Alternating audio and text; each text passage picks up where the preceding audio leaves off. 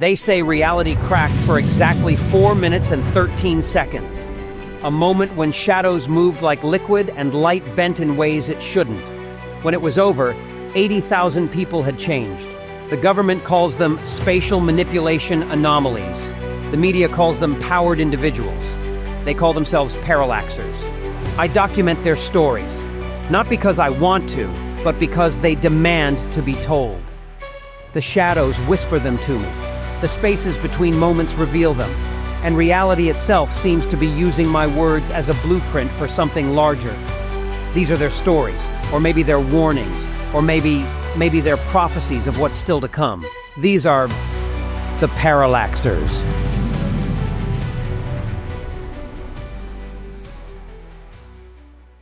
The shadows insisted I tell this story next. They've been restless lately, forming shapes in the corners of my office that look almost like cradles. 30 of them, to be exact. One for each child born during those 4 minutes and 13 seconds when reality held its breath. Evelyn Gregory's account arrived in my inbox at exactly 4:13 a.m., though I don't remember giving her my email address. The message contained only a voice recording, but when I played it, my speakers wept shadows instead of sound. The shadows arranged themselves into words, into story, into truth.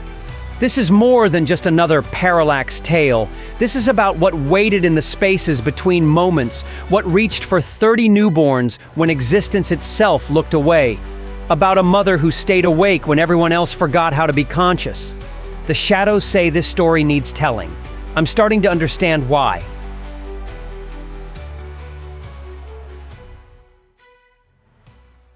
My daughter was born during those 4 minutes and 13 seconds when shadows covered the earth. The doctors say I'm the only woman who stayed conscious during the delivery. Something about maternal instinct overriding whatever knocked everyone else out. But I know the truth.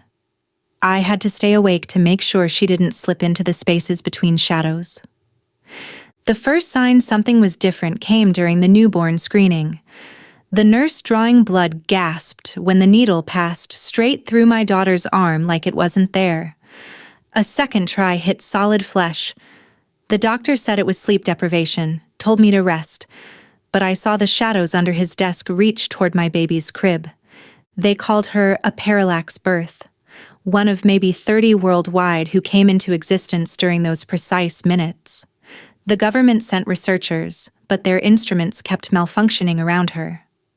One of them, an older woman with kind eyes, pulled me aside after a session. "Has she shown any unusual behaviors?" she asked, glancing at my daughter playing in her shadow-strewn playpen. I didn't tell her about the times I'd find the baby's crib empty, only to hear giggles from inside the walls, or how her shadow sometimes moved independently, reaching for things she couldn't grasp. Or the way electronics died whenever she cried. "No," I lied. "She's perfectly normal." The researcher didn't believe me. I could tell by the way she watched my daughter's shadow stretch across the floor, far longer than it should have been at that time of day. The other parallax births started making news when the children turned 2. A boy in Singapore who aged backwards every time he slept. Twins in Brazil who could swap consciousness through their shadows. A girl in Kenya who spoke a language that made listeners see impossible colors. My daughter just played with her shadows. They'd curl around her like cats, carry her toys, dance with her in empty rooms. I learned to stay calm when I'd walk into her nursery and find her floating in patches of darkness. She was always laughing, always safe. But sometimes, in those shadows, I caught glimpses of something. Shapes that shouldn't exist, geometries that hurt to look at, and always, always, a sense of watching. The night she turned 3, I found her having a tea party with her shadow. Not her actual shadow. It was still attached to her, stretching normally across the floor. This was something else, a 3-dimensional darkness shaped like a little girl. "Mommy," she said, gesturing to the empty chair. "Come meet my friend. She's me from the shadow place." I sat down, hands trembling as I accepted an empty cup from fingers made of void. The shadow place? Where I go sometimes, my daughter said casually. When I'm not here, it's like here, but sideways? The shadow girl nodded, and I saw stars in the depths of what might have been her face. That's when the government came back. Not researchers this time. Men in tactical gear with specialized equipment. They'd lost contact with the Singapore boy, they said. The Brazil twins had disappeared into their own shadows. The Kenya girl's parents reported her speaking with something in their walls. They wanted to take my daughter for observation. I was already packed. Had been since she was born, if I'm honest. The go bag waited by the door, full of supplies, cash, and a notebook documenting everything I'd observed. I'd been writing it all down, hoping to understand what was happening to her. To all of them. We ran that night. Her shadow friends helped, confusing our pursuers, leading us through dark spaces that shouldn't have connected. Now we move constantly, staying ahead of the government teams. Sometimes we meet other Parallax birth families, share information, trade theories. Here's what we know. During those 4 minutes and 13 seconds, reality cracked. Something slipped through, not into our world, but into the spaces between worlds. The shadows aren't just darkness, they're possibility itself, leaking through the cracks. And our children? They're not just gifted, they're hybrids. Born half in our reality, half in whatever exists between moments. The government wants to study them, maybe control them, but I've seen how my daughter's shadow friends protect her, how they watch over all the Parallax children. They're not protecting the children from us. They're protecting us from what's coming. Last week, I found my daughter's shadow friend crying in the corner of our motel room. When I asked what was wrong, she pointed to the window. Through the glass, I saw normal shadows starting to move, to reach, to hunger. Regular darkness becoming something else. The spaces are getting bigger, my daughter said, holding her shadow friend's hand. The in-between is leaking. I asked what she meant. Reality is like a puzzle, Mommy. But someone took out all the pieces that hold it together. The shadows. Now the picture is falling apart. This morning, I watched my daughter play with her reflection in a store window. Not her reflection, all of her reflections, infinite versions of herself stretching through possibilities. Some older, some younger, some made of shadow and starlight. They were discussing something in that impossible language they share. I caught one word I recognized. Soon. The government is still hunting us. Other parents call with reports of their children doing impossible things, speaking of doors opening between realities, of a war in the spaces where light fears to go. My daughter just turned 4. She doesn't play with her shadow friends anymore, she studies with them. I've seen her practicing, learning to fold space around herself, to exist in multiple states at once. The other Parallax children are doing the same, each in their own way. They're preparing for something. Sometimes, late at night, I catch her staring into corners where the shadows are deepest. When I ask what she sees, she just smiles and says, "The ways between." Then she goes back to her lessons, learning to navigate spaces that shouldn't exist. I should be terrified. But when I see her shadow friends watching over her, when I catch glimpses of impossible geometries in her eyes, I feel hope. Because whatever slipped through during those 4 minutes and 13 seconds, whatever lives in the spaces between shadows, it chose our children for a reason. I just pray we're ready when we find out why. Author's note. Of the 30 recorded Parallax births, 28 have been officially listed as missing. Government agencies maintain surveillance on known shadow anomalies, but report increasing difficulty distinguishing natural darkness from what their documents call void spaces. In certain places, usually near where Parallax children were last seen, shadows no longer appear where they should.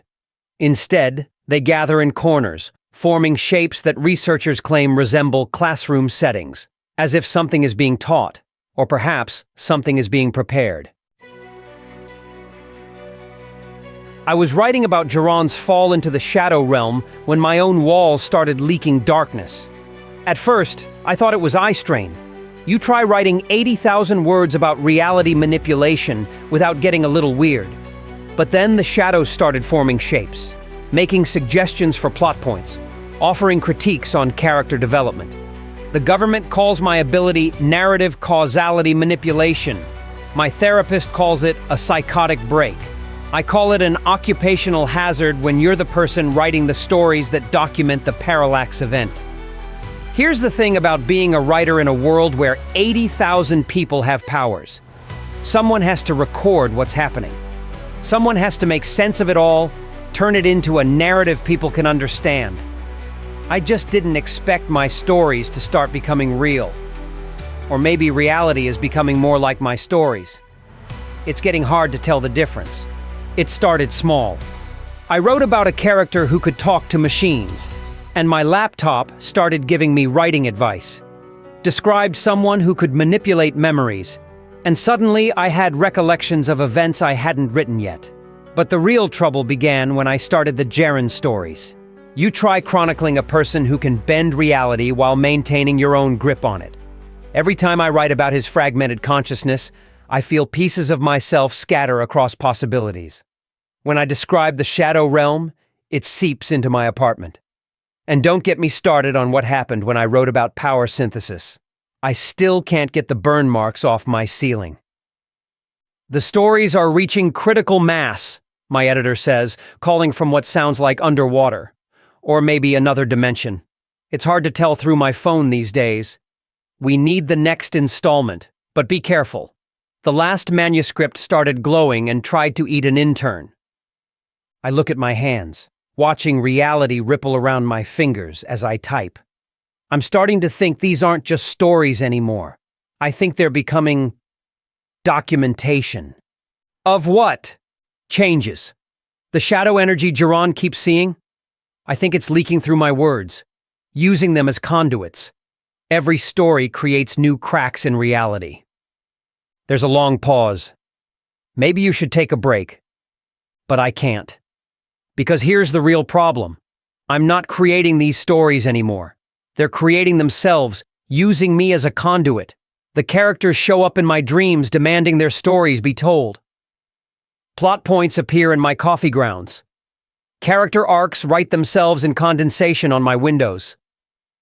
Last week, I found Raylan Weaver's resistance team described in detail on a receipt I don't remember getting. Yesterday, the true nature of the shadow realm was spelled out in my alphabet soup. And this morning, I woke up to find an entire novella about the Parallax births, written in dust on my bookshelves. The stories want to be told, need to be told, because they're not just stories, they're warnings, premonitions, the multiverse trying to prepare us for what's coming. I report to the government facility twice a week now. They monitor my writing, trying to understand how my words affect reality. They've got sensors hooked up to my laptop, measuring narrative resonance patterns or something. The readings spike every time I write about shadows. Your stories are creating new Parallaxers, the researcher tells me, showing me data I pretend to understand. Every time you describe a new power manifestation, someone somewhere develops it. You're not documenting reality. You're shaping it. But that's not quite right. I'm not shaping anything. I'm just the messenger. The stories already exist in some quantum state of possibility. I just help them collapse into certainty. Like Schrödinger's cat, but with plot points. The shadows in my apartment are getting darker. They form words sometimes, suggesting revisions, plot twists. Sometimes I see shapes moving in them. The same shapes I wrote about in Geron's story. The ones that live between possibilities. My therapist says I'm losing touch with reality. But maybe reality is losing touch with itself. Maybe that's what the stories are trying to tell us. Last night, I found myself writing a scene I didn't remember starting. It described a writer discovering that their stories about reality manipulation were actually causing reality to be manipulated. The writer in the story realized they were being written about by another writer, who was being written about by another writer, recursing infinitely through layers of narrative reality. I deleted the scene. Too meta, even for me. But this morning I found it had rewritten itself while I slept, and added a new paragraph. The author realizes finally that they're not writing stories about the Parallax event. They're writing the event itself, retroactively creating its own history, its own mythology. The stories aren't documenting reality. They're bootstrapping it into existence, creating a framework for whatever's coming next. I should probably be worried about that. But I've got a deadline to meet, and the shadows are suggesting a really interesting plot twist about the true nature of narrative causality. Besides, what's the worst that could happen? It's not like words can really reshape reality, right? Hold on. The shadows want me to add one more thing. Author's note: the original manuscript of this story was found in an empty apartment surrounded by shadows that seem to form letters. The author's current whereabouts are unknown, though new Parallaxer stories continue to appear, documenting events with unsettling accuracy before they happen. The government maintains a special division dedicated to analyzing these stories, trying to determine if they're predictions, warnings, or something else entirely. Their latest report suggests an interesting theory. What if the Parallax event hasn't happened yet? What if we're just reading about it in advance, the stories preparing us for a reality that's still being written? I've been writing these stories for months now, documenting the impossible while reality frays around the edges. But Evelyn's account, it changes everything. The shadows knew. They've always known. These stories aren't just records, they're preparation. The Parallax births weren't random. 30 children, born in that precise window when existence forgot its own rules. Each one carrying fragments of whatever lives in the spaces between shadows. Each one slowly remembering what reality used to be. As I transcribe this, I can feel them watching. Not just the shadows now, but the children too. Through walls that have forgotten how to be solid, through moments that haven't quite decided to exist, they observe. They wait. They remember. My office fills with impossible geometries as I write. The shadows whisper equations that taste like static and smell like void. Sometimes, when I look up from my keyboard, I catch glimpses of 30 small figures standing in corners that shouldn't exist, holding hands across possibilities. Evelyn was right to stay awake that day, right to witness what reached through the cracks in reality. Because now I understand, these stories aren't just about powered individuals or cosmic forces. They're about choice, about what happens when reality itself decides to evolve. The shadows are growing deeper, the children are growing stronger, and somewhere in the spaces between words, between moments, between choices, something vast and patient is teaching 30 young minds how to unmake the world. I'll keep writing as long as I can, keep documenting these impossible truths until the shadows finally claim my words completely. Because these stories need telling, need understanding, need remembering, just like reality needs to remember what it used to be. This is the Parallaxers.